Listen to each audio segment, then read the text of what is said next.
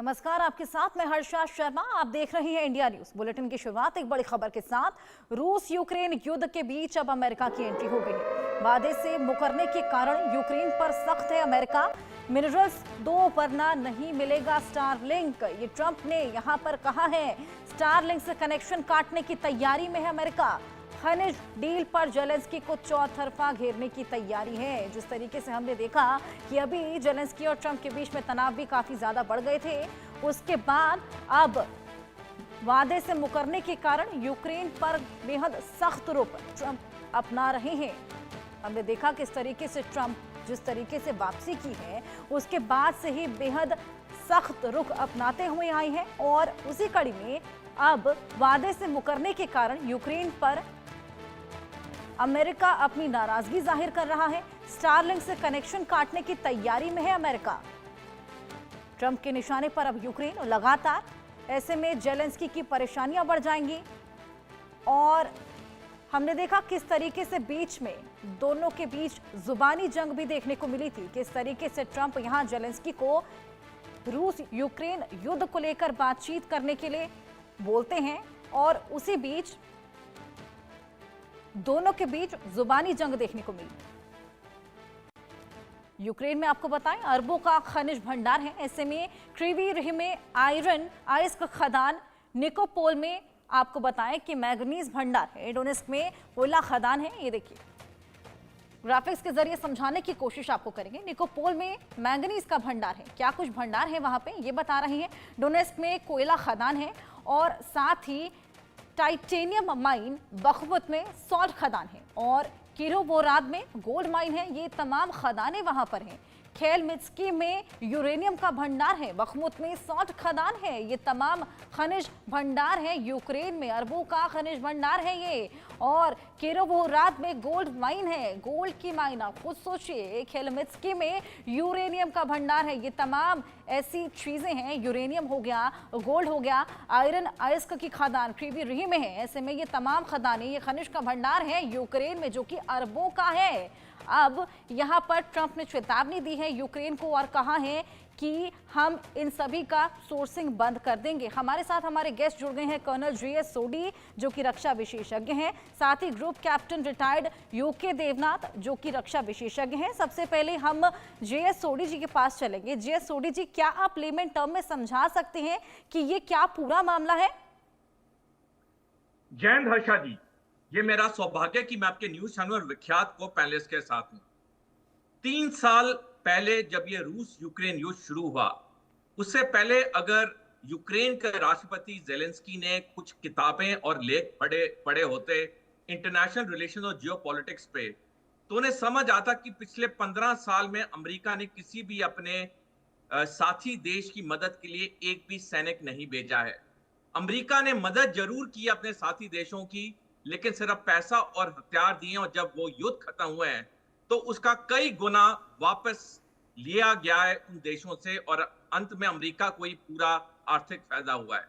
लेकिन क्योंकि राष्ट्रपति जेलेंस्की ने कोई अध्ययन नहीं किया और वो एक जिद पे अड़े रहे कि यूक्रेन नाटो की सदस्यता लेगा, जिसकी वजह से ये युद्ध शुरू हुआ, जो कल इसके पूरे 3 साल हो जाएंगे। हर्षा जी, अब जो डोनाल्ड ट्रंप ने एक कॉन्फिडेंशियल दस्तावेज में, जो 7 फरवरी की डेट का एक कॉन्फिडेंशियल डॉक्यूमेंट है, जो यूक्रेन के राष्ट्रपति को चिट्ठी लिखी है, जिसमें उन्होंने कहा है कि अमेरिका यूक्रेन को 500 बिलियन अमेरिकी डॉलर देगा और उसके बदले में यूक्रेन के रेयर अर्थ मिनरल्स, उनके हवाई अड्डे, उनके बंदरगाह पे पूरा कब्जा या पूरा नियंत्रण अमेरिका का होगा।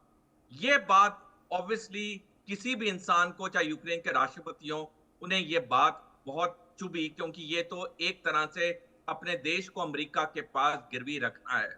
और इसलिए जेलेंस्की ने साफ मना कर दिया कि मैं ऐसी शर्त के लिए बिल्कुल तैयार नहीं हूं। और जब ऐसा ऐलान किया जेलेंस्की ने, उसके कुछ दिन बाद हमने देखा कि ट्रंप ने एक बयान दिया जिसमें उसने कहा कि ये जो जेलेंस्की हैं, ये अवैध तौर से राष्ट्रपति बने हुए हैं, क्योंकि पिछले साल 2024 में यूक्रेन में राष्ट्रपति चुनाव होने थे, जो उन्होंने होने नहीं दिए। और अगर ये वहां टिके रहे तो ज्यादा दिन तक यूक्रेन देश के नाते बचेगा नहीं।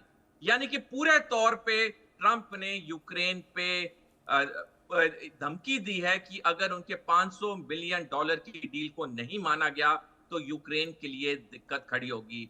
अब हर्षा जी, जेलेंस्की के लिए दो ही रास्ते हैं। एक, जो बर्बादी, जिस तरह से लाखों लोग वहां मारे जा चुके हैं, तकरीबन पूरा यूक्रेन बर्बाद हो चुका है, या फिर दूसरा, अमेरिका के पास अपने देश को गिरवी रखना। जिस मोड़ पे जेलेंस्की खड़े हैं वो शायद दुनिया का सबसे कठिन है किसी भी देश के राष्ट्रपति के लिए। बिल्कुल। जे सोडी जी, यूके देवनाथ जी के पास चलेंगे। अभी तो ट्रंप शांति बहाली की लगातार बातें कर रहे थे, पुतिन से भी बातचीत कर रहे थे। अब सडनली इतना तनाव कैसे इन दोनों के बीच में? अभी हमने देखा पीछे जुबानी जंग भी हुई थी, जहां पर ये जेलेंस्की को कॉमेडियन बुलाते हुए भी नजर आए थे। हाँ हाँ वर्षा, ट्रम्प जो है उनका बिहेवियर हमेशा काफी स्पेशल होता है, चाहे वो दुनिया के किसी भी लीडर से डील कर रहे हो। जब वो नेतन्याहू से डील करते हैं तो उनका अपना एक तरीका होता है। जब वो जापान के प्रधानमंत्री जोर्डन के किंग से डील कर रहे होते हैं तो उनका एक तरीका होता है। जब प्रधानमंत्री मोदी जी वहां गए उनका एक तरीका होता है। हुआ ये है कि ट्रम्प बहुत कोशिश कर रहे हैं कि जेलेंस्की जो हैं अब इस युद्ध को बंद करने के बारे में सोचें, क्योंकि दुनिया के अलग अलग जो फाइनेंशियल इंस्टीट्यूट है वो पहले भी आंकड़े दे चुके हैं। कुछ यूरोपियन यूनियन, यूरोप में बेस्ड फाइनेंशियल इंस्टीट्यूट ने पहले भी कहा है कि अब तक कम से कम उनके जो आंकड़े हैं कि अब तक पिछले 3 साल में यूक्रेन को 73 बिलियन डॉलर्स की फाइनेंशियल एड दी गई है और 53 बिलियन डॉलर की मिलिट्री एड दी गई है। लेकिन ट्रंप ने जब बोला कि अमेरिका ने 350 बिलियन खर्च किए यूक्रेन पे, तो इस पे दुनिया भर के सारे देश जो हैं थोड़ा सख्ते पे आ गए हैं।